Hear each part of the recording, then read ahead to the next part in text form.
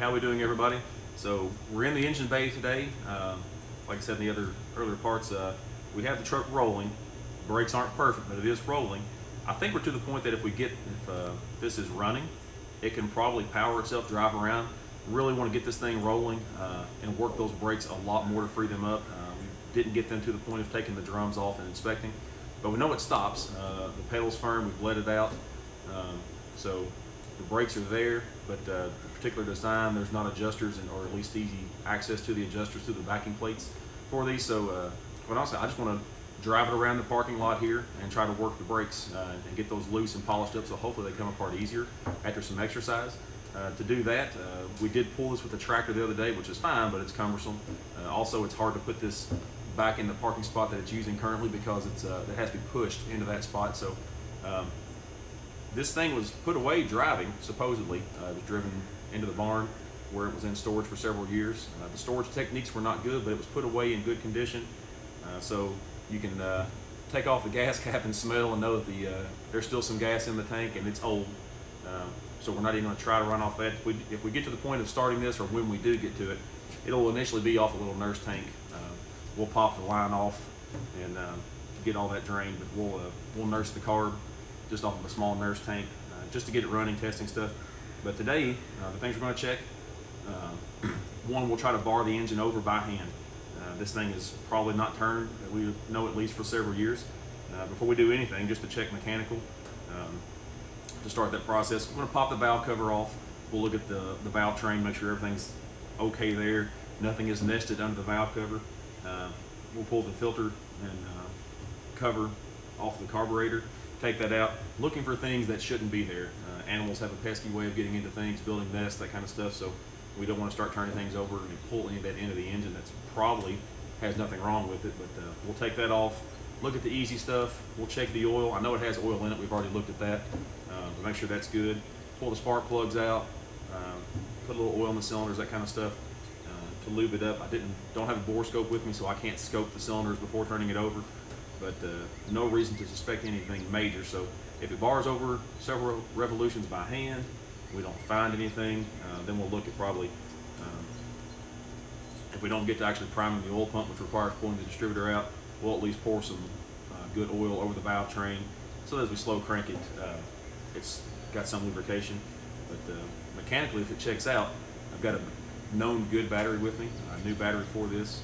It's not the right one, but it's a battery that I know is good, and we'll make the attempt at seeing if we'll stick the battery in after we check and make sure there's no shorts to ground. We don't want to put the battery cables on and then discover that there's a short to ground.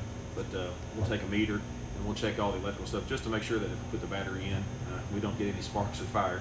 If that looks good, then we may progress today to trying the starter to see if the starter still works. It's a very basic system. I don't think there'll be a lot of problems. It has a mechanical contactor. Has this 49 Chevy still has the starter actuator in the floorboard for your foot. So that mechanical system, we've looked at it. It moves. It's fine. So as long as the starter and the starter solenoid are working okay, this thing will probably crank today. At this point, don't anticipate any issues with it. So we'll find out once we get there. That's what we're going for. All right, going to start with some basic stuff here. The air filter here, we're going to take it off, make sure nothing's inside of it. Just testing it here, it looks like whoever put this back on the last time didn't do a good job tightening the clamp. So the way this works, this is an oil bath filter. Actually, you can see it here, oil level, stamped in the side. You'll see it from the inside. It's full of oil, wing nut, top lid comes off. It wasn't secured, so when we put it back together, we'll make sure it's on. But the good news is nothing obvious is down in the carburetor. We don't have any nesting or anything in there, so good to go there. We'll inspect it a little closer, but air filter out of the way. See if I can get this to separate easily while we're here.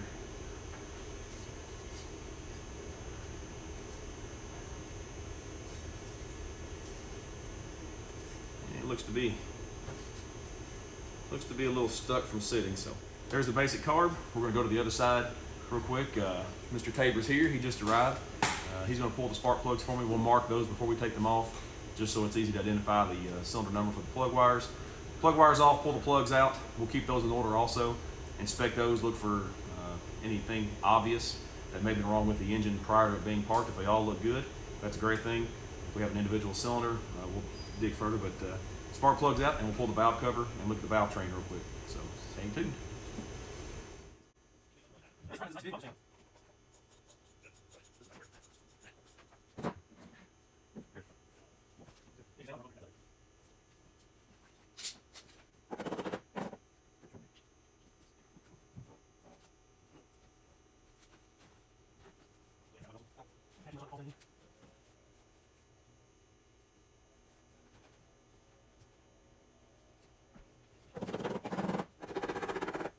All the nuts are off, it is loose, so let's see if we can... Is that a washer there? Yeah, it's a gasket inside there. Oh, it wasn't okay. loose enough I could pull it off yet. Let's see if we can work around it.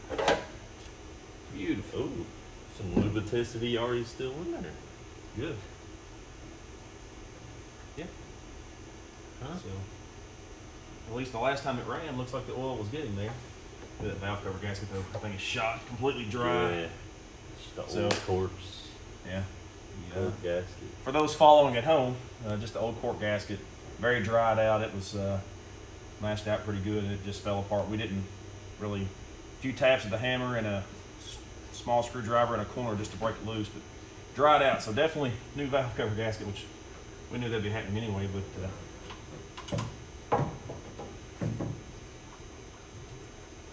all feel to be an adjustment on the push rods. Nothing's loose, out of place. So, initial look, promising. Looks good inside. Not dry. Nothing broken. No arm broken off. Everything looks to be in place. Oil line's still in place. So, but, good first look. Not afraid to turn it. So we'll go from there. Jacob's got the plug wires marked. We'll go ahead and pull those off, and we'll start pulling spark plugs out of it. Plug wires are supposed to bend, right? Yeah. These don't very well. Yeah. I was planning on anyway. Plug wires. Free other than supposed to push on the belt. But, oh, it's for free. Okay.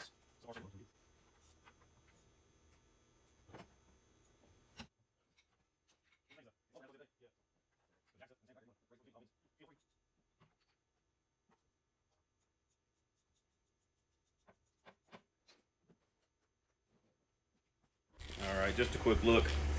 All the plugs are out. Everything looks pretty good.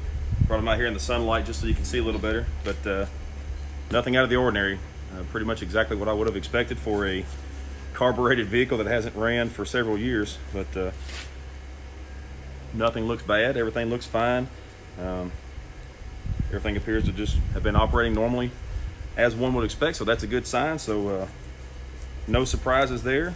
It seems to fit the storyline of driven into the barn fully functional. So with those out, we'll continue looking around. Jacob's underneath the truck right now. He's putting the drive shaft back in we took out the other day. We had that out to drag the truck to break the rear tires free, which it worked. He's putting that back in, so if this all works out and we do get this running sometime soon, we'll see if we can put this thing in first gear once it's running and drive around a little bit. But plugs look good, valve cover's off, under the valve cover looks good. Need a gasket, which is expected. Nothing crazy. We'll check the oil and then see about barring this engine over. Okay, let's take a look inside the truck real quick. Touched on this before, some of the early videos, but battery location. The battery is actually under the floorboard on the passenger side. You can tell just by looking. The roughest area of the truck by far is this area, mostly because, as you can see, the rubber mat and the insulation below held moisture. Nothing appears to be rusted through. It looks like it's all surface rust. Thank goodness. Everything seems solid. Just tapping on it stuff. But what we're going to do now, while Jacob's still back there putting the drive shaft in, I'm not going to bar the engine over so I don't disturb him. But just going to get a ohm meter out. Start checking cables. You can look at this one and you can see corroded. The insulation's dry and cracked. Just want to make sure if we stick a battery in this, there's not a short to ground, so that when the battery powers up, it decides to get some things hot, make some sparks. But we'll check that real quick. In the coming days, this rubber mat is shot. It's dry rotted completely, and that insulation's holding up moisture. We'll pull all that out. Probably take the seat out too. Gas tank needs to come out on these trucks. The gas tank is behind the seat on the interior. If you look here on the outside, there's the fuel filler cap, goes straight through the bead post area. And if you can see the tubes, barely see them, but there's the filler neck, and the tank is actually located behind the seat. I plan on putting my wife and kids in this truck, and what was okay then is not okay now.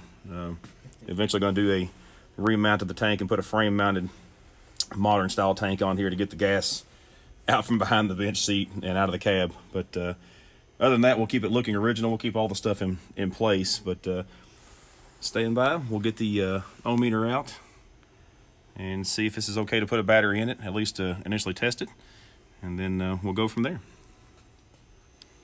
All right, so what we've got going on, we didn't have any luck turning anything via the drive shaft and some leverage with it in gear. We can't easily get to the teeth on the flywheel to try and roll it over because the cross member's in the way, and we can't put a wrench on the front of the engine because it's set up for a hand crank. So we've checked the electrical, can't find any shorts, everything looks okay. So what we're going to do is we're going to see if this thing will bump over electrically. Jacob's in the cab. There's the starter right there, solenoid stuff. This has a mechanical linkage, so you can see him pushing it there. That's actually just a foot. It's a foot pedal in the cab. When you push it down through the floorboard, it comes over and makes contact on the starter. So you can see that moving, and we'll rearrange here in just a second. We're going to hook the battery up, and we'll see if this thing will bump over with the starter, or if something is actually locked up that we haven't found yet. But stand by, and we'll give it a few taps. Okay, the battery is hooked up. There's the starter. Jacob's inside. He's going to give it just a tap, so just tap it, see what happens. Oh, well, the starter works and the engine rolled over, so let me back up a little bit here. Get a wider view. Crank on it just a second. Well, I can feel the air from the cylinders. Hold it for a few seconds. I'll look at all the rocker arms and stuff. All right, it looks like everything is moving. We're obviously free. The motor itself's not bound up. That's a good thing. So we'll rejoice here for a little bit. Try to figure out what is stuck on the truck. I'm not sure exactly what's going on, why it didn't turn on the backside, but obviously motor seems good. If you couldn't hear it in the video, all the cylinders gave a nice little puff when they came around, so looks like they're giving basic compression. We'll rearrange here in a second, check each one individually with just a thumb pressure over the hole to make sure each one blows my thumb off. Real crude basic way of checking compression, just to make sure there is compression in the cylinder. Okay, bump it. Ready? Yep. 6 is good. All right. Bump it. 5 is good. Ready? Bump it. 4 good. Bump it. 3. Bump it. Bump again. 2 is good. Go ahead. All right. They all have at least some compression. Actually, they all felt pretty stout, so. Awesome. Excellent news. And while Jacob's in there playing, we hadn't planned on it yet, but we'll just show you why I've got the camera rolling. But go ahead and try the lights again. We got headlights on both sides, so every time we keep trying something, everything seems to be in good shape. So we've turned the lights on, we've cranked it over, and no problems. Nothing's on fire, no sparks, good stuff. So we'll back up here a little bit, regroup, found some interesting stuff on the electrical. We've traced it all down. We've got power to the ignition switch, 12 volts. We don't have the ignition key, so we haven't been able to power up anything that runs off the ignition on or accessory setting. Trace some wires out. We've got, looks like the wires that we were worried about that are melted under the dash that I'll show here in just a second. Those were all where they had bypassed in the 12 volt conversion, or not bypassed, but had put in some ballast resistors to keep that kicked down to 12 volts. And you can see that little guy there hanging, a few things. They added some things to this. You can see the ballast resistors, the white up there in the top left. Wire melted. I haven't been able to figure out what that ran to. It may be they removed something once that got hot. As far as the original factory wiring for the truck, it looks to be in place. Seems to be okay. We've traced down the wire that feeds from the ignition switch to the coil on the engine. We cranked it over, obviously no spark because the ignition key was in the off position, so everything is cranked good. Did notice the fuel pressure gauge still works, and in the engine, once we started cranking on it a little bit, built fuel, or not fuel pressure, but oil pressure. So we've got a free engine that appears to be in good shape, that is building oil pressure with a working gauge. That was a big concern since we obviously had oil pressure from just cranking on it. Not going to pull the distributor just yet to prime the oil pump because it's still primed. It's pumping the oil.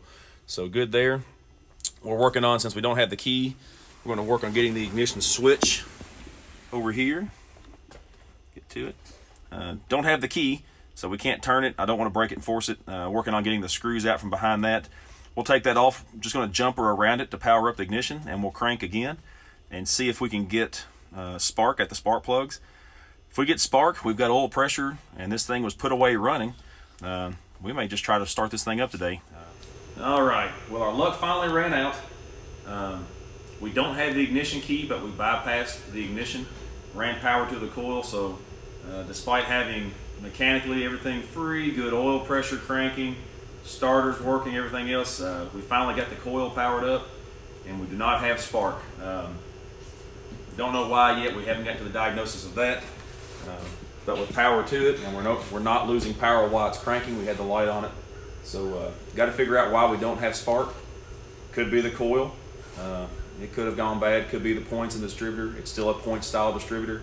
The plugs and wires are absolutely just dry rotted completely. Could be shorting out. So we're going to stop. It's doing pretty good. The first time we've had to go to the parts store, so we're going to go ahead and based on what we've seen already, fairly confident this will run with spark, or at least try. So we're going to pick up new plugs, new wires. We'll get a cap rotor, an ignition switch with the key that we have, so we can put a proper ignition switch back in it and turn the power on and off to the coil. Not going to get a coil and distributor. I actually purchased another 235 that was known to be good and running. One of those kind of things. Drove it in the shop on Friday. I picked it up on Monday with all good known parts. I bought the core for an engine build for this so that we can leave this original engine in original state. But eventually in the life of this truck, this 235 will get replaced with one that's been updated for modern driving, some more horsepower, that kind of stuff. So if the plugs, wires, and that kind of stuff don't fix the problem today, we won't get it running today, but I will bring the known good distributor and coil with me. The next time we'll try them. Maybe we get lucky. Maybe the plugs and wires and the basic stuff, we'll take care of it, and this thing will fire today, at least off the nurse tank. So we'll see.